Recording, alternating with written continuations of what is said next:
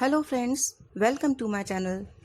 Friends, मैं आपको हमेशा आपके बुक्स के चैप्टर्स को स्टोरी के फॉर्म में आपको बताती हूँ। उसकी समरी आपको हिंदी इंग्लिश मिला के देती हूँ ताकि आपको पूरा चैप्टर अच्छे से समझ में आए और जो स्कूल में पढ़ने वाले स्टूडेंट्स नहीं हैं वो भी मेरे फ्रेंड्स इसको स्टोरी के तौर पे एंजॉय कर सकें। और आपको ये स्टोरीज़ पसंद भी आ रही हैं। आपने मुझे कमेंट बॉक्स में ये बताया है। मुझे ये सुनकर अच्छा लगता है कि आप लोग मेरी स्टोरीज़ पसंद कर रहे हैं। तो फ्रेंड्स, आज की मेरी स्टोरी एक बुक के बारे में है और ये बहुत ही फ़नी और इंटरेस्टिंग स्टोरी है। तो आइए ये स्टोरी शुरू करते हैं।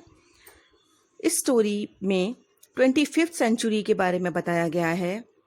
यहाँ पे एक म्यूज़ियम में है जो एंशियंट म्यूज़ियम है और वहाँ पे इतिहास से संबंधी सारे साक्ष्य, सारे प्रूफ्स और जो भी मैटर्स वहाँ वो सॉल्व होते हैं वो हिस्ट्री के उस डिपार्टमेंट में ही किए जाते हैं।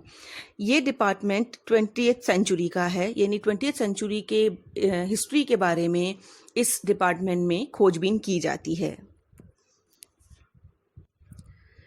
यहाँ जो हिस्टोरियन है वो बताता है कि 20th सेंचुरी जो थी वो एरा ऑफ द बुक्स कहलाती है, यानी कि 20th सेंचुरी में सबसे ज़्यादा बुक्स पढ़ी जाती थी और इस समय पर हर चीज़ पर, हर टॉपिक के ऊपर बुक्स हुआ करती थी और ये बुक्स कवर करती थी ऑल एस्पेक्ट्स ऑफ लाइफ, यानी लाइफ के सभी एस्पेक्ट्स को ये कवर करती थी।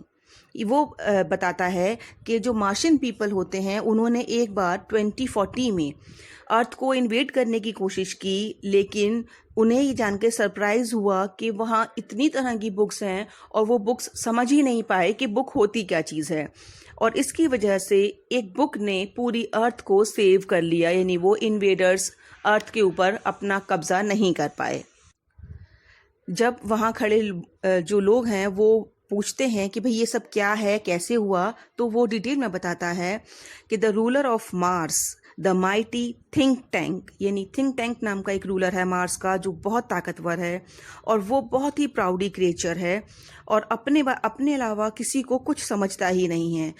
He calls earth a ridiculous planet, वो अर्थ को एक रेडिकुलस प्लैनेट कहता है और अपने जो सोल्जर्स हैं, अपने जो लोग हैं, उनको उनमें से एक ट्रेनी है नूडल, उसको कहता है कि जाओ और अर्थ पर इन्वेड करो, यानी अर्थ के ऊपर हमला करो।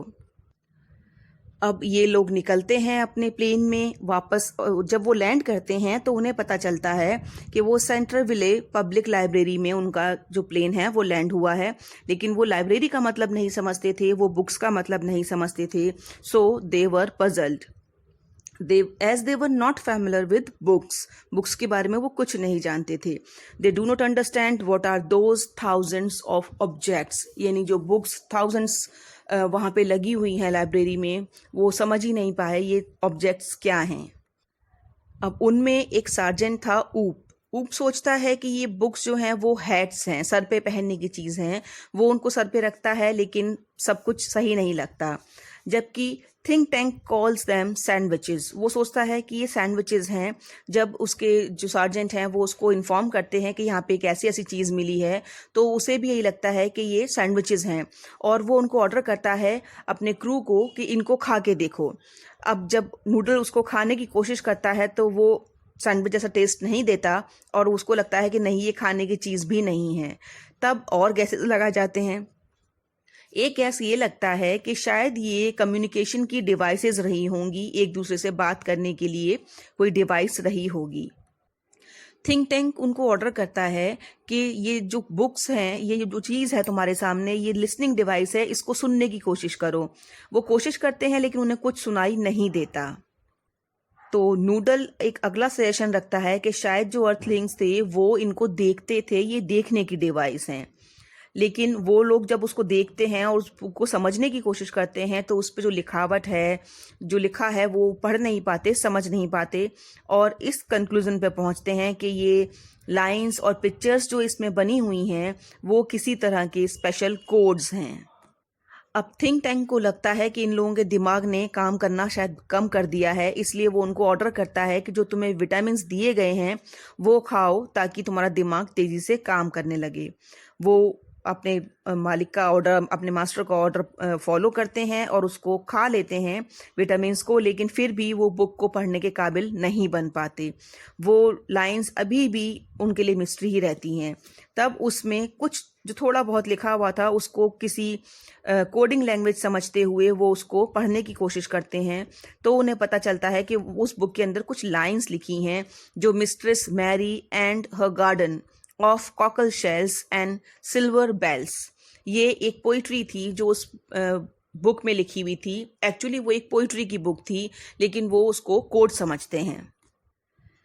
अब जब उनके शब्दों का वो मतलब निकालने की कोशिश करता है तो उसे उस पोइट्री का मतलब ये समझ में आता है कि शायद अर्थलिंग्स बहुत एडवांस्ड थे, वो शेल्स और सिल्वर अपने गार्डन में उगाया करते थे और उन्होंने अपने जानवरों को कल्चर किया हुआ था, उन्हें कल्चर और म्यूज़िक के बारे में सब कुछ समझाया करते थे, उनको जानवरों को भी वो पूरा तरह से ट्रेन करके रखते थे।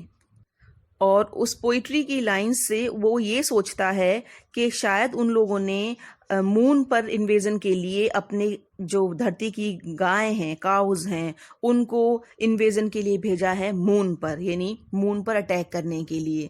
ये सब सोच करके वो डरने लगते हैं और एक पिक्चर भेजते हैं फॉलन हम्टी डम्टी जो पोयम थी उसमें गिरते हुए हम्टी डम्टी की एक पिक्चर भेजते हैं अपने मालिक को और सोचते हैं कि शायद इस पिक्चर से हमारा मालिक कुछ समझ पाए। जब थिंक टैंक तक वो पिक्चर पहुंचती है तो उसे लगता है कि यह धरती के लोग उतने मूर्ख नहीं हैं जितना मैंने सोचा था। तब उसे लगता है कि नहीं, ये लोग बहुत एडवांस हैं और शायद ये पहले से ही प्लानिंग करके बैठे हुए थे हमारी दुनिया में, यानी मार्स, मून वगैरह पे, इन प्लैनेट्स पर इन्वेड करने का। तो हो सकता है कि ये लोग आज भी इस प्लानिंग में हों और हम पर कभी भी हमला कर दें या हमारे हमले के लिए पूरी तरह तैयार हों। ये सोचकर वो डर जाता है और अपनी क्रू को बोलता है तुरंत अपने प्लेन्स में बैठो और वापस आ जाओ। वो इतना डर गया है कि वो चाहता है कि अर्थलिंग से जितना दूर हो सकता है वो उतना दूर अपने ग्रह को ले जाए, या अपने ग्रह से दूर, धरती से अपने ग्रह की दूरी ज़्यादा से ज़्यादा बना के रखे। हमारी तरफ से, यानी मार्शियन लोगों की तरफ से कोई भी व्यक्ति अर्थ पर ना मौजूद हो। अब वो हिस्टेरियन क्लियर करता है कि एक्चुअली ये जो स्टोरी थी वो मदर गूज की थी और ये बुक राइम्स की एक बुक थी जो नर्सरी राइम्स होती हैं, और इसकी वजह से ही उनका मतलब उन्होंने गलत निकाला और वो खुद ही डर गए और इसी तरह से अर्थ जो है वो सेव हो गई। खैर, उसके बाद ये हुआ कि जो नूडल था उसने थिंक टैंक को सक्सीड कर लिया, यानी थिंक टैंक को हटा के वो खुद मार्स का राजा बन गया और अब मार्स और अर्थ के अच्छे संबंध हैं। लेकिन सबसे मज़े की बात यह है कि मार्शियंस कभी भी इतना साहस जुटा ही नहीं पाए उसके बाद भी कि वो मदर गूज बुक को दोबारा से पढ़ सकें। तो फ्रेंड्स, ये थी एक मज़ेदार कहानी कि कैसे एक नर्सरी राइम की बुक्स ने पूरी अर्थ को सेव कर लिया, पूरी अर्थ को मार्शियंस के अटैक से बचा लिया। तो it was a funny story. I hope आपको ये स्टोरी ज़रूर पसंद आई होगी और प्लीज़ इस वीडियो को आगे लाइक और शेयर ज़रूर करें।